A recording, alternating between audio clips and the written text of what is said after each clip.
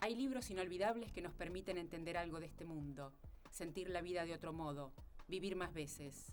En este ciclo elegimos 10 de los más bellos y diversos, y los escritores nos cuentan cómo los leyeron y cuál es el misterio que los vuelve tan preciados. Y se me ocurrió, y sé muy bien que era una cosa difícil, realmente muy difícil, intentar escribir un libro en donde el lector, en vez de leer la novela así consecutivamente, tuviera en primer lugar diferentes opciones, lo cual lo situaba ya casi en un pie de igualdad con el autor, porque el autor también había tomado diferentes opciones al escribir el libro. Ese libro es una tentativa para ir hasta el fondo de un largo camino de negación de la realidad cotidiana y de admisión de otras posibles realidades, de otras posibles aperturas.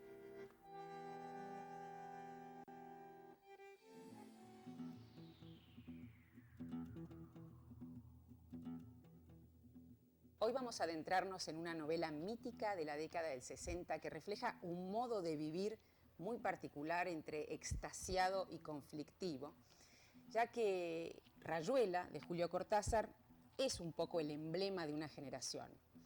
Condensa las pasiones del propio Cortázar, sus referentes literarios y musicales más cercanos, y además es una novela que tiene dos formas de ser leídas.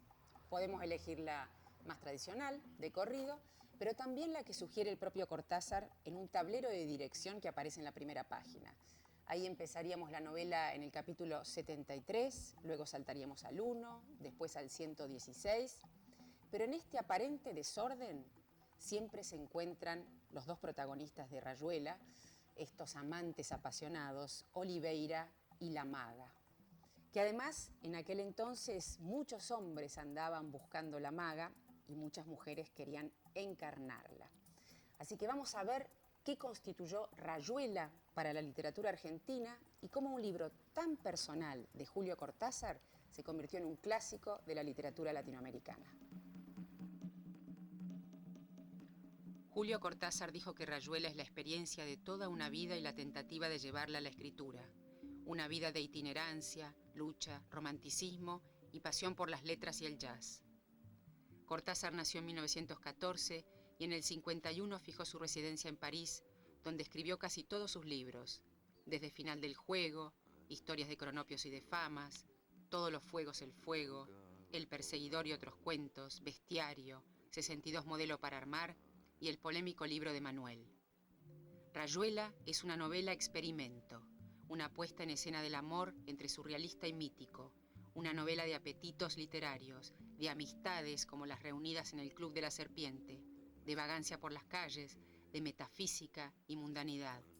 Es casi el panfleto literario de una época.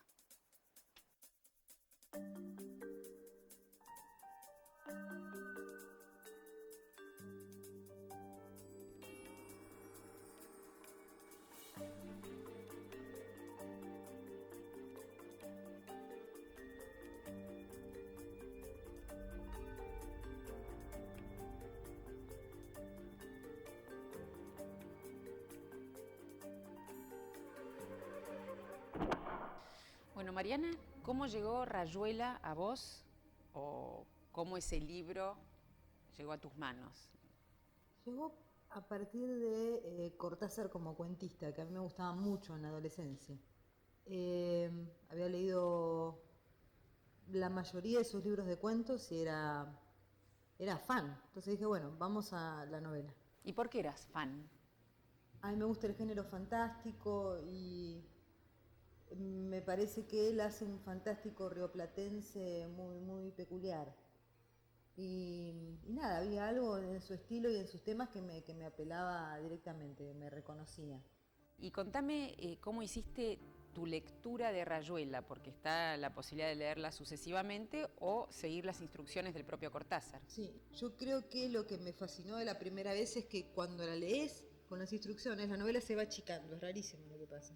Uno va de un lugar a otro y no sabes cuántas páginas quedan, o sea, tenés la sensación de que cada vez es más chiquita y cada vez te queda menos, pero nunca te queda claro cuánto quedó. O sea, es una sensación como de laberinto con mapa. Sí, Sí, además no, sobre todo en la última lectura que hice, no, me parece que está todo sumamente calculado, o sea, no me parece que te pierdas nunca. Hay el capítulo donde muere el bebé de la maga, donde muere Rocamadour, el que le sigue, haciendo el salto, es un capítulo sobre cómo como una, bueno, en esta cosa de collage que le hacían en la novela, es una noticia de un diario inglés, creo, que cuenta que los niños pueden tener un accidente doméstico muy feo, que es agarrarse eh, el prepucio con el cierre. Es casi cruel el salto. O sea, estamos con la muerte del niño y luego este accidente casi bizarro, digamos, que cuiden a sus niños de que no tengan este accidente.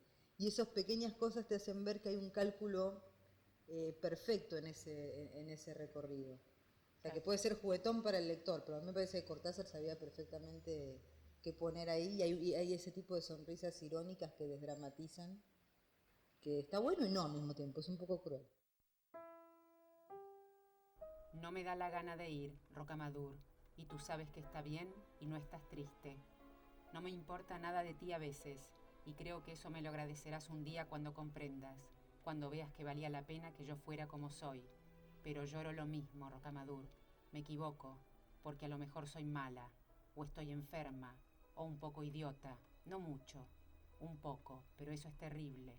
La sola idea me da cólicos. Tengo completamente metidos para dentro los dedos de los pies. Voy a reventar los zapatos si no me los saco. Y te quiero tanto, Rocamadour, bebé Rocamadour, dientecito de ajo, te quiero tanto, nariz de azúcar, arbolito, caballito de juguete. ¿Qué te parece la pareja, ¿no? Esa pareja tan argentina en París y la forma en que se vinculaban, digamos, en ese ambiente? Me pasó ahora de haber leído hace poco Rayuela de vuelta. No me gusta la pareja de Oliveira y la maga. Y es más, me preocupa mucho más de la primera vez que lo leí, que ella sea la musa y como en algún punto la mujer ideal de toda una generación, porque me parece que es un personaje que tiene todos como todos los estigmas de la mujer débil.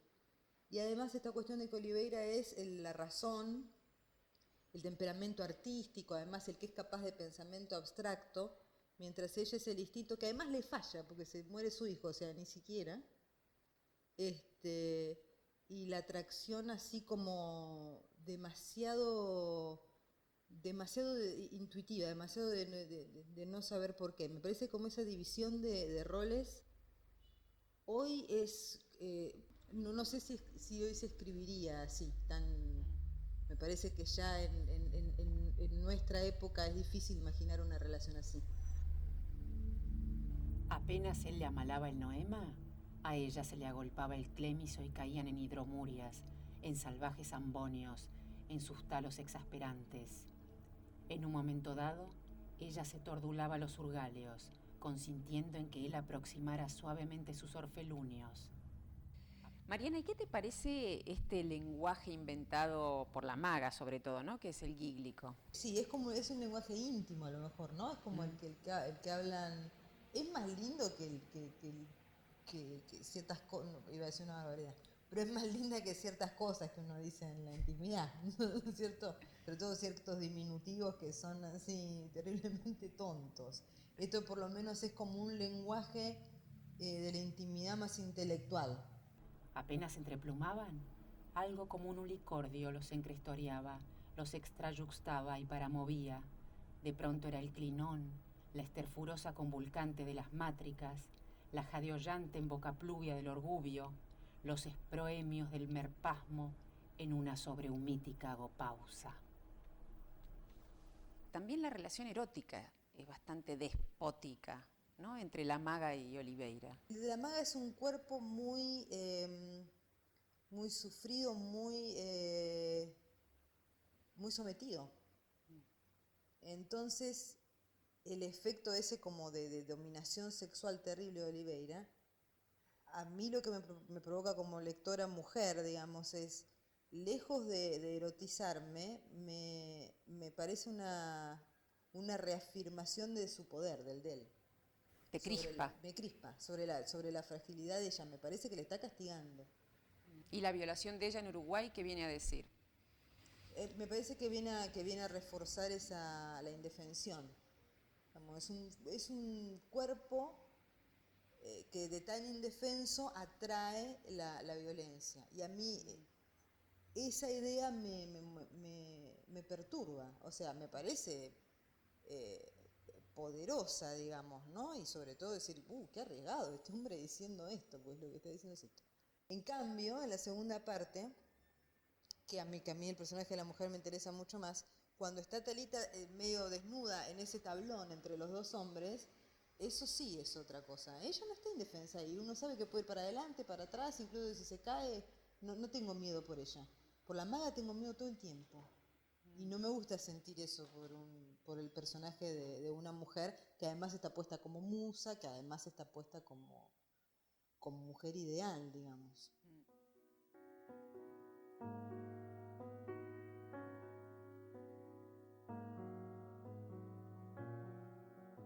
Me acuerdo de cuando crucé el patio salió un poco de luna y me paré a mirar. La luna siempre me daba como frío. Puse la cara para que desde las estrellas pudieran verme. Yo creía en esas cosas, tenía nada más que 13 años. Después bebí otro poco de la canilla y me volví a mi pieza que estaba arriba, subiendo una escalera de fierro donde una vez a los 9 años me disloqué un tobillo. Cuando iba a encender la vela de la mesa de luz, una mano caliente me agarró por el hombro. Sentí que cerraban la puerta, otra mano me tapó la boca y empecé a oler a Caatinga. El negro me sobaba por todos lados y me decía cosas en la oreja. Me babeaba la cara, me arrancaba la ropa y no podía hacer nada, ni gritar siquiera, porque sabía que me iba a matar si gritaba. Y no quería que me mataran. Cualquier cosa era mejor que eso. Morir era la peor ofensa, la estupidez más completa. ¿Por qué me miras con esa cara, Horacio? Le estoy contando cómo me violó el negro del conventillo.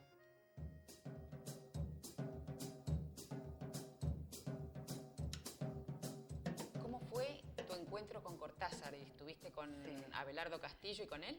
Sí, fue en la que era mi antigua casa, nuestro antiguo departamento en Once, la casa de Abelardo, que después fue nuestra casa, de Abelardo Castillo. Sí, ya era el 72. Cortázar había llegado a Buenos Aires después de muchísimo tiempo. Llamó por teléfono, pasó una cosa muy graciosa, Abelardo lo contaba 1000 veces, pero tal vez que creíamos que llamó temprano, a las 9 de la mañana, estábamos durmiendo.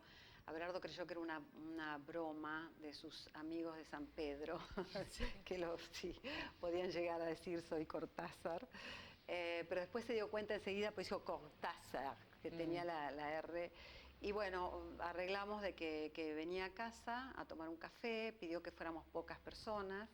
¿Y lo viste llegar así? Lo vi llegar, abrí la puerta, vi un gigantón tremendo, de una barba negra, así un pelo largo, también terrible, con la famosa campera canadiense, esa campera. Entró a casa, después entró Abelardo, que estaba en la cocina, y pasó una cosa que es típicamente cortázariana, y me encanta contarlo por eso, porque Cortázar decía esas magias parciales de la realidad que le daban siempre una cosa rara, le pasaban circunstancias, coincidencias, eso ocurría a diario en su vida. Y nosotros teníamos la radio puesta, antes que él llegara, estábamos escuchando música. Y en el momento que entra Cortázar, lo hicimos pasar y él entra y dice, Charlie Parker, gracias, qué bueno. Le dijimos, no, pero es la radio. Empezó ahora Charlie Parker. Dice, no, me pasan siempre estas cosas, o sea, esas coincidencias de la realidad en que la radio, que estaba puesta desde hacía una hora, justo cuando él entra, esté sonando Charlie Parker, que es el perseguidor, fue realmente como la introducción a Cortázar, ¿no? Lo que lo rodeaba, y eso sí que es una impresión muy primaria que tengo de él, inolvidable. Era una tremenda cordialidad, un tremendo carisma afectuoso, eso se notaba, un afecto, y al mismo tiempo una soledad, un halo de soledad muy grande, o sea, de tipo solitario, ¿no? Tipo único, raro, solo.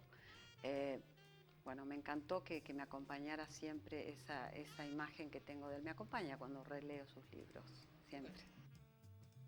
En un momento histórico importante para América Latina, en que está dominada por un imperialismo que la quiere convertir en una factoría, en una colonia, pues el azar haga que aparezcan 5, 6, 8 excelentes escritores que lanzan un montón de libros y de golpe crean un estado de conciencia que abarca todo el continente.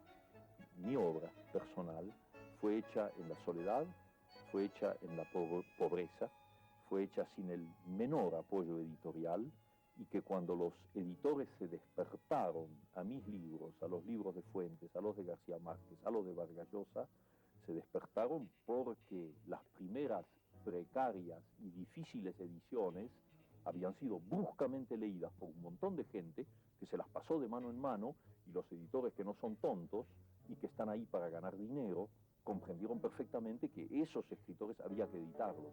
Ellos no nos inventaron a nosotros. Nosotros escribimos solos, además lejos de América Latina. García Márquez escribió lejos, Vargas Llosa escribió lejos, Asturias escribió lejos, y yo también. ¿Y cómo te parece que funciona dentro de la literatura o de la vida misma esta pareja que él propone, ¿no?, entre la maga y Oliveira? Estaba, perdón por lo doméstico, pero estaba en el supermercado haciendo una larga cola. Y de pronto dije, en este color, no sé, pero aparecieron la maga y Oliveira, como en blanco y negro, con Oliveira con esa canadiense chorreando agua, siempre en París llueve, en la novela llueve constantemente, y la maga con ese pelo negro pegado a la cara, abrazados, es decir, yo dije, qué dupla, qué pareja que creó, ¿no? ¿Pero los viste en la cola del supermercado? No, yo estaba metida para adentro, sin duda, pero dije, ¿qué realidad que tienen de pronto estos dos personajes? Que los puedo imaginar acá totalmente anacrónicos, porque vos viste que el supermercado es una especie de explosión de colores, así tipo Technicolor, que lo pone también Cortázar, se burla de eso, de las películas en Technicolor. Y ellos dos en blanco y negro, con esa lluvia, con esa cosa sórdida que tiene esa vida en París que han elegido, que Cortázar plantea. Y sin duda ha creado una especie de amor, una relación muy especial. Él creía que había escrito una novela tremendamente críptica, o si no así, una novela difícil para el lector. Y se llevó una sorpresa tremenda cuando fue el boom total de Rayuela, que fue una novela que creó una especie de movimiento sísmico en la literatura argentina. ¿Qué se terminó con Cortázar y qué empezó ahí? Con Cortázar se terminó una idea que ya se venía gestando y naturalmente ya se había dado en Marechal, a ver cómo te puedo decir, de escribir con los guantes puestos, ¿no? Tipo Machea. Había una solemnidad en la literatura argentina, estaba como cargada de solemnidad, eran las letras. Todos le debemos algo a Cortázar, a Marechal, a Borges, a Puig, a todos. ¿Vos qué le debes a Cortázar? Y yo le debo sin duda esa cosa de ósmosis del sentimiento del absurdo. Esa realidad que se puede transformar en cualquier cosa, o que te pasen simultaneidades que nos pasan a todos, que suena el teléfono cuando vos estabas pensando va a sonar el teléfono, lugar común si los hay. Sin embargo, como Cortázar eso lo explicita y lo pone en un primer plano, se ríe de eso o juega con eso, ya está en la superficie. Entonces uno ha bebido de Cortázar, quiera que no.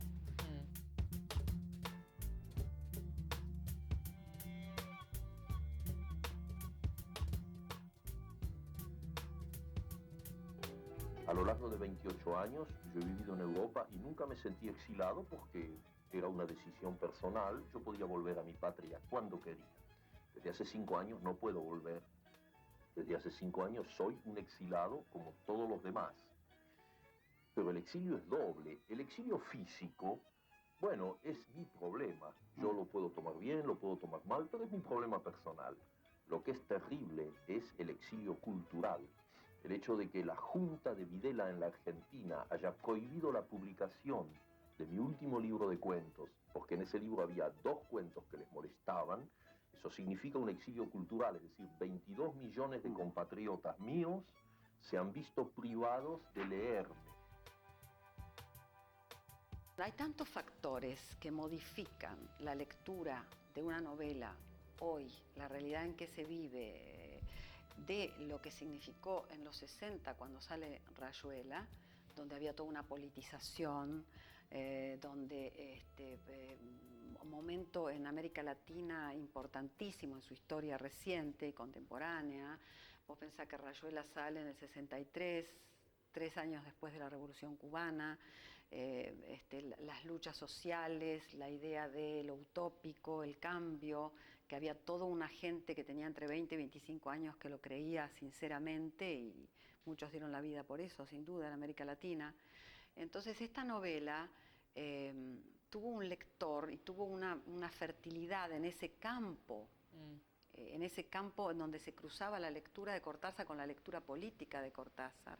Su compromiso del cuerpo, o sea, él puso y fue a todos estos lugares, eso fue la última etapa de Cortázar, ¿no? Pero que creo que es totalmente válido, cuando uno, más allá de lo claro, uno pone su prestigio, que es lo que hizo él, al servicio de una causa que en esos momentos movilizaba a toda América Latina.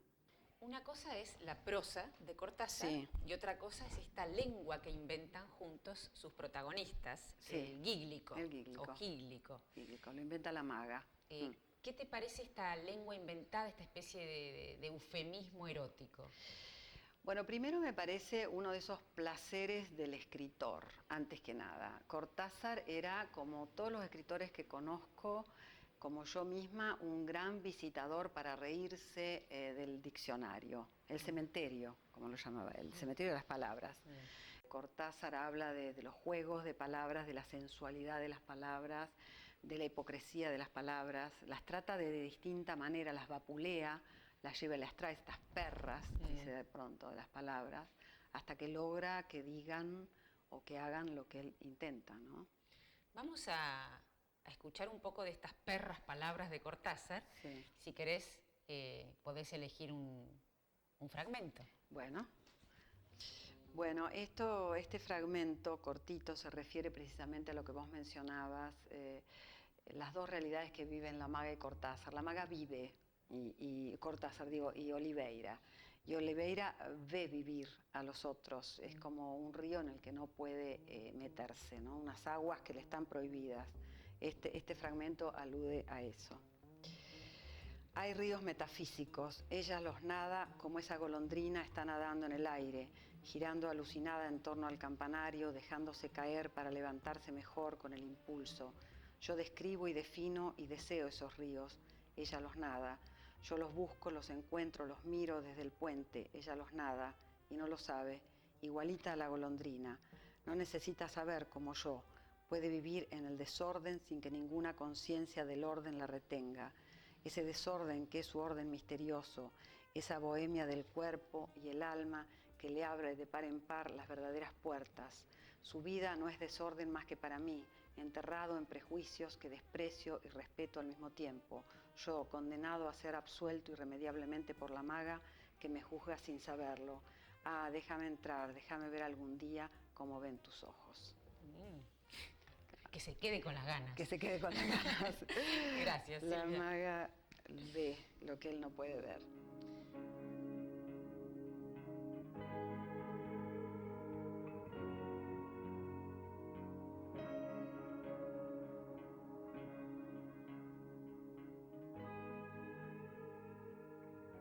Cada uno puede elegir cómo leer esta novela, si de la manera tradicional o a través del tablero de dirección que propone Julio Cortázar.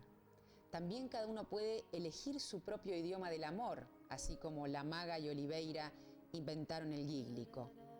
En el próximo programa vamos a conocer la historia de otra gran novela latinoamericana.